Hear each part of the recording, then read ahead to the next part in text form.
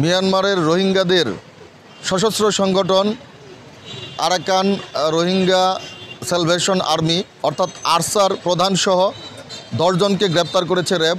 এই 10 জনের মধ্যে 4 জনকে কিন্তু ময়মনসিংহ থেকে গ্রেপ্তার করা হয়। গত রোববার রাত 1টা থেকে রাত 3:30 পর্যন্ত অভিযান চালিয়ে ময়মনসিংহ নগরীর এই ব্যস্ততম এলাকায় এই ভবনটিতেই আসলে এই 4 জনকে গ্রেপ্তার করা হয়েছে।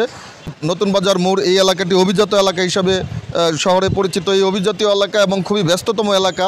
এই ব্যস্ততম এলাকার এই যে বহুতল ভবনটি আপনারা দেখতে পাচ্ছেন, 10 তলায় এই আরসার সদস্যরা গত 4 মাস আগে বাসা ভাড়া নিয়ে তারা এখানে আত্মগোপনে ছিলেন।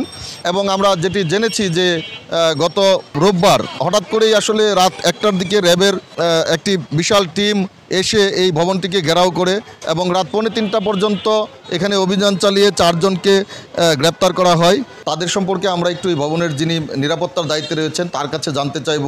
এই যে তারা দীর্ঘ 4 মাস এখানে ছিল এবং তারা কিভাবে ভাড়া নিয়েছিল, আপনি কতটুকু জানেন তাদের সম্পর্কে?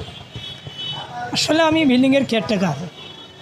আমাদের ভাড়ার জন্য সিস্টেম হলো টুলেটটা নাই। টুলেটের মাধ্যমে 2টা নাম্বার দেয়। একটা হলো প্রধান 1 নাম্বার বাড়িওয়ালা যে ফ্ল্যাট মালিক ওনার, দ্বিতীয়টা হচ্ছে আমি কেয়ারটেকার, আমার নাম্বারটা দেওয়ার পরে টুলেট দেখে লোক আসে যে ভাই বাসা ভাড়া হবে, জি হ্যাঁ কালি থাকলে হবে।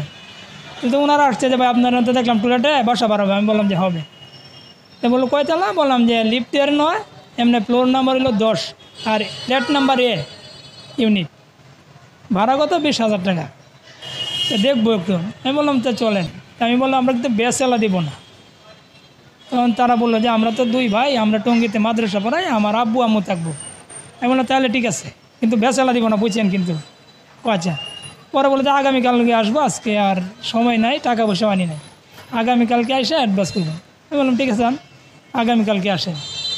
পরের দিন আসছে, এসে তারা অ্যাডভান্স করতে পারে বাড়িওয়ালা যে সমন দিয়ে ওনারা ডাক দিলাম, বললাম যে তারা কালকে বাসা দেখছে, আজকে আবার টাকা অ্যাডভান্স করবো, এখন আপনি অ্যাডভান্সটা নেন বা তারিখ দিয়ে লেগেন রিসিপ্টটা। তখন বাড়িওয়ালা সমন দিয়ে রিসিপ্টটা লিখছে, টাকাটা ওনারাতে অ্যাডভান্স করছে। এই তো তারা মনির যে তার আইডি কার্ড ওই দিন দেয় নাই, পরে বাড়িওয়ালা সমন্দির হাতে দিয়ে দিছে মনিরের আইডি কার্ড। পরে আমরা এইভাবেই চলছি আর কি। ফ্ল্যাট যখন ভাড়া হয়ে যায়। এই যে 4 মাস যে তারা থাকলো, তো তাদের চলাফেরায় মানে আপনার কি কখনো মনে হয়েছে যে তারা বাঙালি না বা তারা মিয়ানমারের সদস্য, এরকমটা কি কখনো মনে হয়েছে? আমরা মনে হচ্ছে বলতে মনির বলছে তার আব্বু আম্মা বৃদ্ধ, সে কইলো মাদ্রাসায় পড়ালেখা করা, তার আম্মা তো পর্দা করে, বাসা যাওয়ার প্রশ্নই আসে না। তার আব্বু বৃদ্ধ, ওই যে লোকটা নিয়ে আসা যাওয়া করতো, সে একটু প্রতিবন্ধীর মতো হাঁটতো আর কি, খুঁড়ায়। তখন দেখলাম মনির হাতে ধরে নিয়ে যেত, আবার নিয়ে আসতো। এরপরে মাথায় রুমাল করে ঘুরতো, হুজুর মানুষ হাতে তসবি। তো ওনারা তো প্রশ্ন করে, আমার এমনিতেই বেদবির মতো মনে হইতো। ওনারা কিছু বলি নাই, মনিরের সাথে কথাবার্তা হইতো। মনি সার্ভিস চার্জ দিত, বাসা ভাড়া মনি, এই যে উনি যেহেতু ঘোড়াশাল পলাশ চাকরি করে, আমার হাতে দিত, পরে তাদের আত্মীয় স্বজন কাছে আমি পৌঁছাইতাম। আর মনে হয়েছে না, কিন্তু ইদানিং রমজানে জিজ্ঞাসা করলাম যে তারা বি পড়েন না ভাই, তখন বললো যে আমরা তো যৌথ ফ্যামিলি, বা আমাদের আব্বু আম্মু তারা বাসায় অসুস্থ, আমরা বাসায় তারা দিব।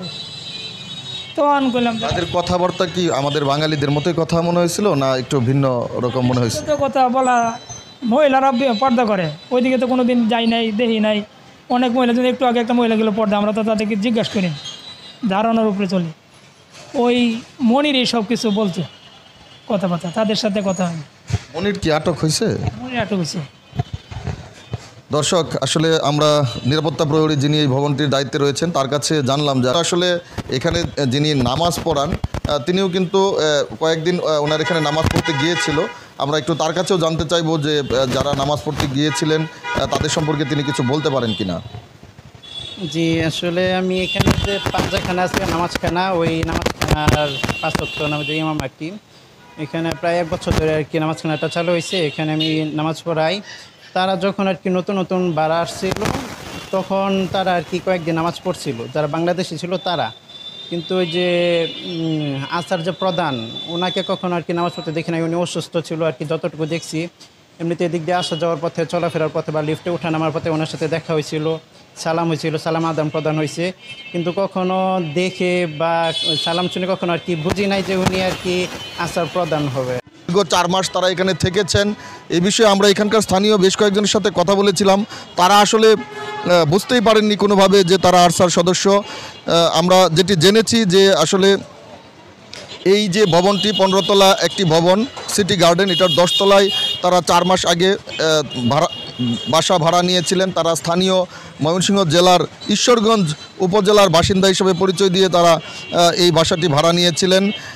তারা এই যে 4 মাস থাকলেন এই বিল্ডিংয়ের যারা অন্যান্য বাসিন্দা রয়েছে তাদের সাথে আমরা কথা বলেছিলাম। তারা অবশ্য বেশ কয়েকজনেই ক্যামেরার সামনে কথা বলতে রাজি হননি। তারা আমাদেরকে জানিয়েছেন যে এই যে 4 মাসে তারা আশেপাশের যারা প্রতিবেশী ভাড়াটিয়া রয়েছেন বা ফ্ল্যাট ওনার রয়েছেন তাদের কারোর সাথে খুব একটা কথা বললেননি।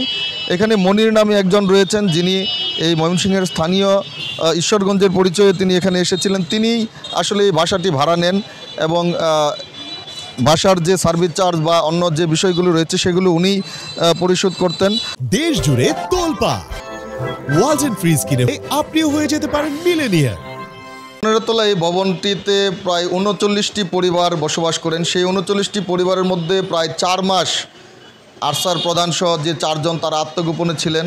অর্থাৎ এই দেশের মানুষের সাথেই তারা মিশে তারা এই 4টি মাস অতিবাহিত করলেন, অথচ এখানকার কোনো মানুষই কিন্তু সেটা বুঝতে পারেনি বলে এখানকার বাসিন্দারা আমাদেরকে জানিয়েছেন।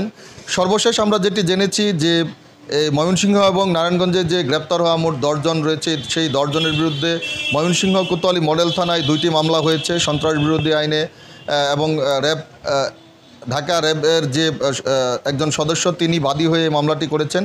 কোতোয়ালি মডেল থানা পুলিশ আমাদেরকে জানিয়েছেন যে সেই মামলায় আসলে যারা অ্যারেস্ট হয়েছেন সেই অ্যারেস্টে কিন্তু ময়মনসিংহে যে মামলা হয়েছে তাদেরকেও অ্যারেস্ট দেখিয়ে তাদেরকে রিমান্ড চাওয়া হবে এবং জিজ্ঞাসাবাদের জন্য রিমান্ড চাওয়া হবে এবং সেখান থেকে আসলে যে তথ্য পাওয়া যাবে সেই অনুযায়ী পরবর্তী আইনগত ব্যবস্থা নেওয়া হবে বলে কোতোয়ালি মডেল থানা পুলিশ আমাদেরকে জানিয়েছেন।